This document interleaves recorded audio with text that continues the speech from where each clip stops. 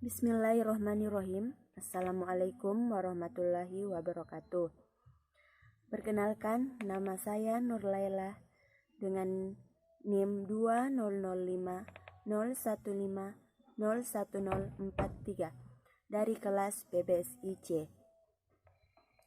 Pada kesempatan kali ini, saya akan menjelaskan tentang perubahan bunyi bahasa Indonesia. Langsung saja, perubahan bunyi bahasa Indonesia yang pertama yaitu asimilasi. Asimilasi adalah perubahan bunyi dari dua bunyi yang tidak sama menjadi bunyi yang sama atau yang hampir sama. Hal ini terjadi karena bunyi-bunyi bahasa itu diucapkan secara berurutan sehingga berpotensi untuk saling memengaruhi atau dipengaruhi. Sebagai contoh yaitu pada kata mimbar pada bahasa Indonesia merupakan perubahan dari kata minbar dari bahasa Arab. Perubahan minbar menjadi mimbar dipengaruhi oleh bunyi N dan M yang terpengaruh oleh bunyi B yang berada di belakangnya. Bunyi B dan M merupakan bunyi yang sama-sama bunyi bilabial, yaitu M dan B.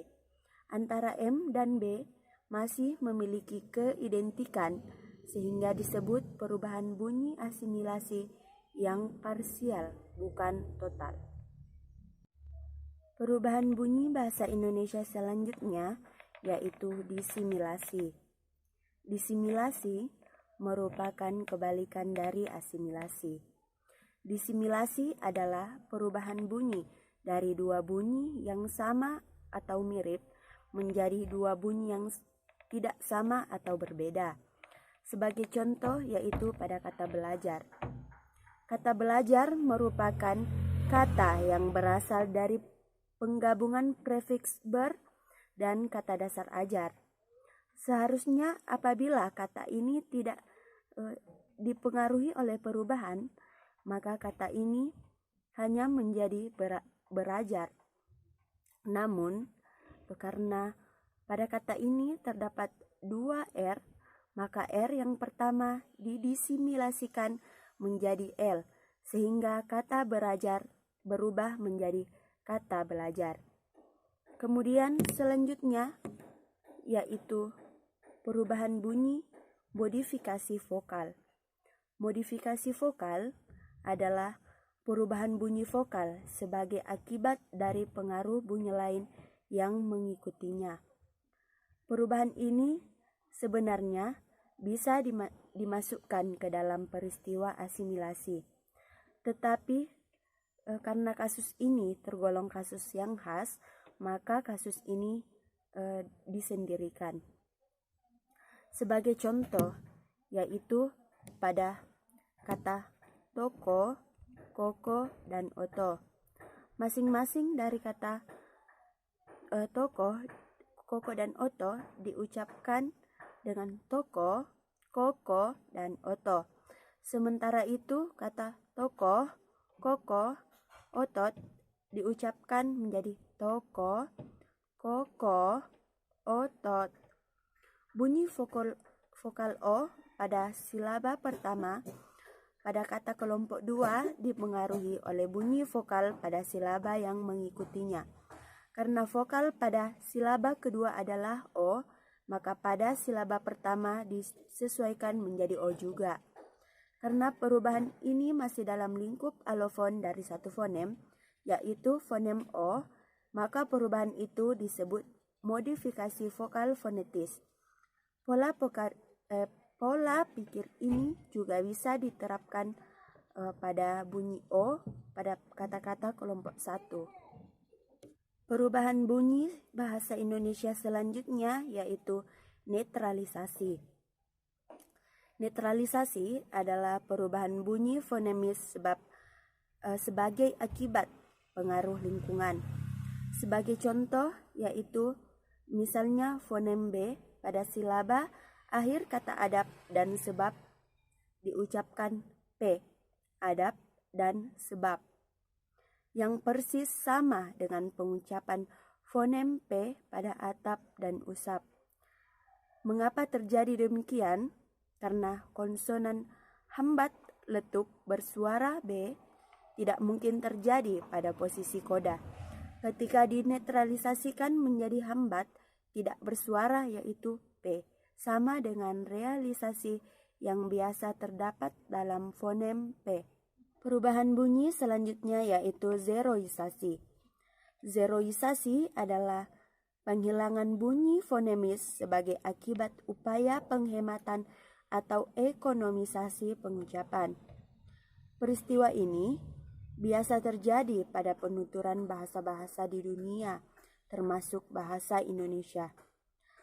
Asal saja tidak mengganggu proses dan tujuan komunikasi. Peristiwa ini terus berkembang karena secara diam-diam telah didukung dan disepakati oleh komunitas penuturnya.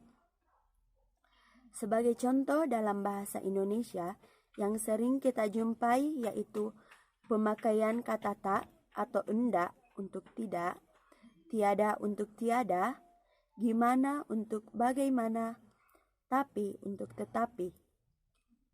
Padahal penghilangan beberapa fonem tersebut dianggap tidak baku oleh tata baku bahasa Indonesia.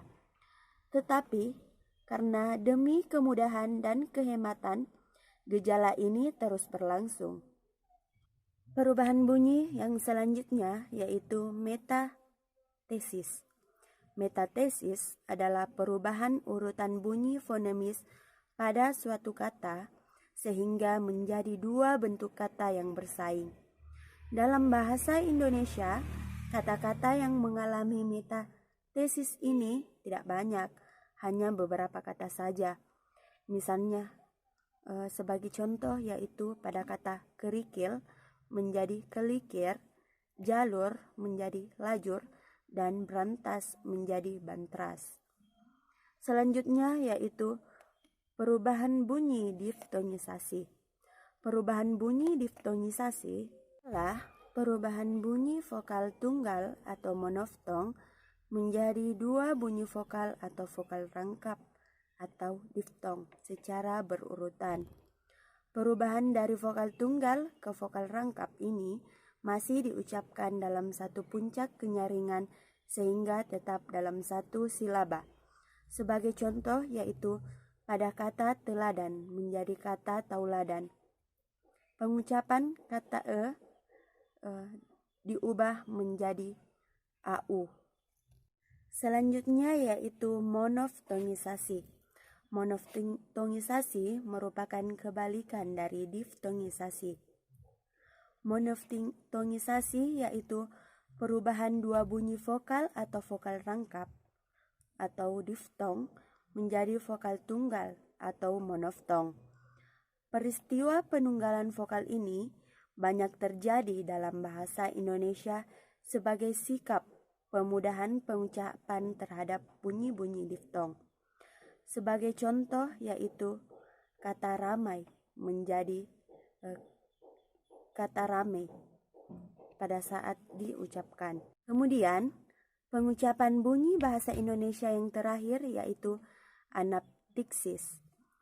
Anaptiksis atau suara bakti adalah perubahan bunyi dengan jalan menambahkan bunyi vokal tertentu di antara dua konsonan untuk memperlancar ucapan. Bunyi yang biasa ditambahkan adalah bunyi vokal lemah. Dalam bahasa Indonesia, penambahan bunyi vokal lemah ini biasa terdapat dalam beberapa kluster. Sebagai contoh yaitu misalnya pada kata putra menjadi kata putera. Baiklah, mungkin itu saja materi yang bisa saya jelaskan mengenai perubahan bunyi bahasa Indonesia. Kurang dan lebihnya mohon dimaafkan.